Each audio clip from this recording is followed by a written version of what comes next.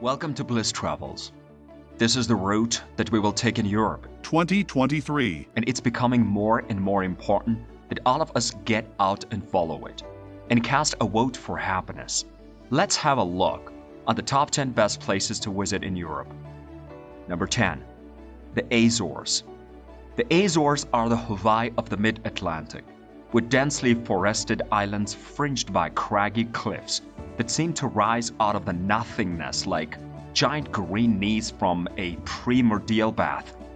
There is nowhere in Europe that does geological drama quite like the Azores, with the possible exception of Iceland. The archipelago is located approximately 1,500 kilometers from the coast of its home nation, Portugal, and is known for its volcanic craters, sulfuric hot springs, breaching whales, and surf breaks that are dominated by epic stacks. There are ferries and small planes that can take travelers to islands such as File, Pico, and Sohorhe. Nevertheless, the majority of the activity takes place in São Miguel, which has a wide variety of the comfortable locations to stay. Number 9. Dubrovnik and the region surrounding it, Croatia.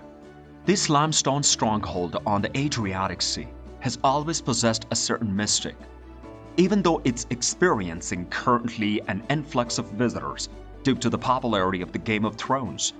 And one thing that's frequently overlooked is the fact that it's an excellent launchpad for a real adventure.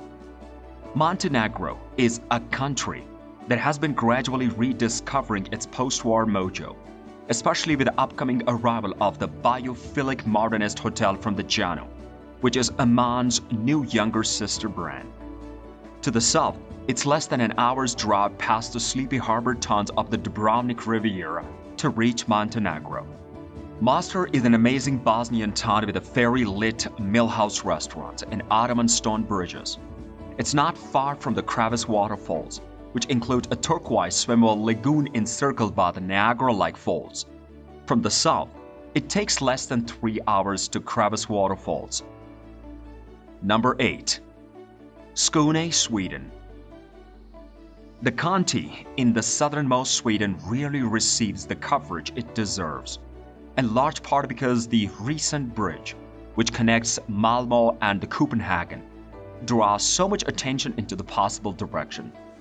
Skåne is well worth exploring, from the patchwork charm of the city to the lakes, wineries, and Nantucket-esque clapboard coastal communities of the rich countryside, which is often referred to as Sweden's pantry. In short, Skåne has it all. Malmo is young, bikeable, and stripped with canals and concrete coffee spots, but it's also home to a magnificently preserved Dutch Renaissance old town. These are some of the factors that have put Copenhagen and Amsterdam on every most livable list that exists. Despite this, it's nevertheless more diverse than the defiantly tasteful Danish metropolis that's located across the sea, particularly in neighborhoods such as Malmö, which is an artistic and cosmopolitan neighborhood that the residents refer to as Falafel City. Number 7. Salento, Italy. In 2021, we want to travel to the very tip of the Italy's heel in search of an authentic Italian getaway. From the almost Caribbean west coast to the plunging cliffs of the west coast, from the Brindisi town to the southernmost Santa Maria di Luca via the Baroque fantasy of Lis, all gargoyles and limestone columns, the Salento region offers a rough-cut version of the best Italy.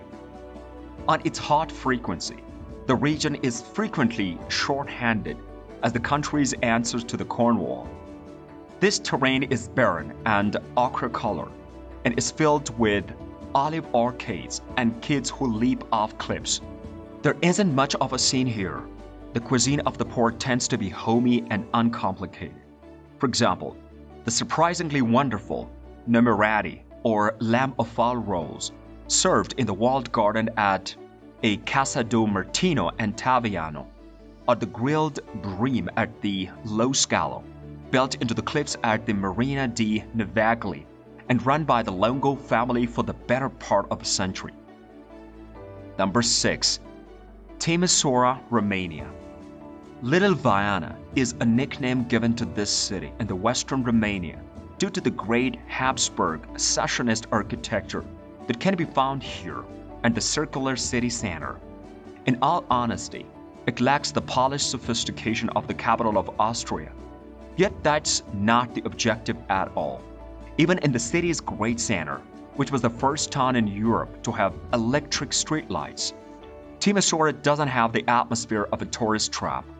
And similar to other places in the Romania, such as Cluj-Napoca and Sibiu, the student town exudes a strong feeling of the youthful hope. Scarlock Leisure is a bric-a-brac pub run by an artists' collective. It features an overgrown garden, an unattached theater, and a museum of the communist consumerism in the basement.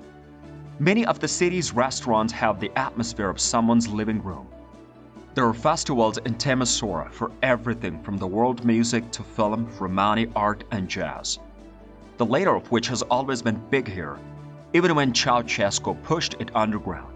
The National Opera House has opera and ballad classics, with tickets for the price of an IPA in London, and the art ranges from a street art gallery in a road tunnel to the Museo de Artes collection of dry portraits by the Cornelius Babel.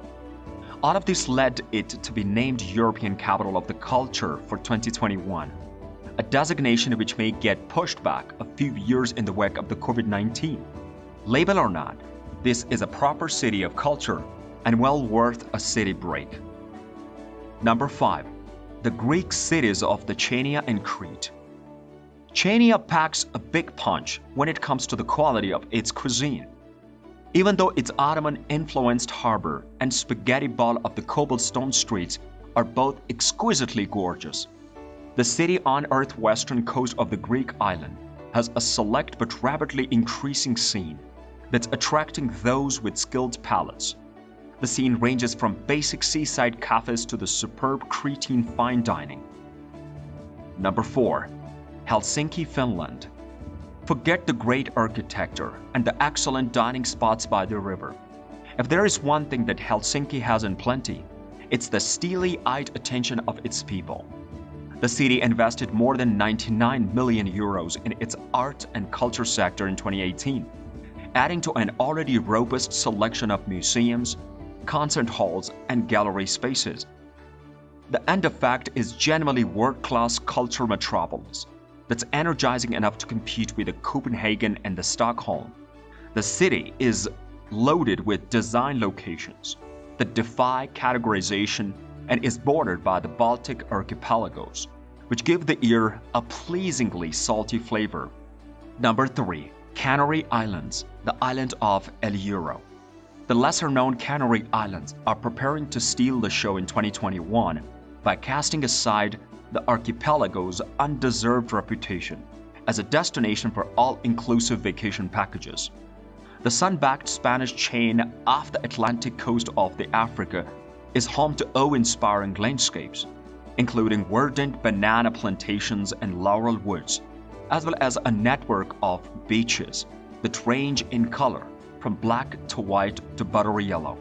But rather than the crowded Gran Canaria and the touristy Tenerife, it's the smaller towns with more character that are emerging to earn their place as the must-visit destination on the Canary Islands. Number 2. Milidez, Portugal. Milidez is Portugal, but not as you know it. It's characterized by its gorgeous beaches, its quaint town squares, and well, very little else. The sleepy rural hillside community, which is located smack in the center of the undeveloped stretch of the coast along the Alentejo, and is already being hailed as the new Comporta by those in the know. However, there is a dearth of hip art galleries and boutique hotels in this area. On the other hand, secluded beaches, kilometers of the vineyards, rice fields, and cork trees are gradually attracting creative types who are in the know. Number 1. Slovenia. It's a little hard to believe that Slovenia, which is nestled in between two popular destinations like Italy and Croatia, it is still relatively unexplored. Because after all, The sight of its glacier-fed lakes, turquoise rivers, towering peaks covered in snow is stunning enough to make even people who have seen everything go weak in the knees. The commonness of the lake blood makes it one of the most popular tourist destinations in the country. It's also one of the most well-known lakes in Europe, but at least for the time being, it continues to be gloriously uncrowded. It's a location of vast open spaces, wonderful solitude, and air that's wonderfully unpolluted. How was the video? Did you enjoy it?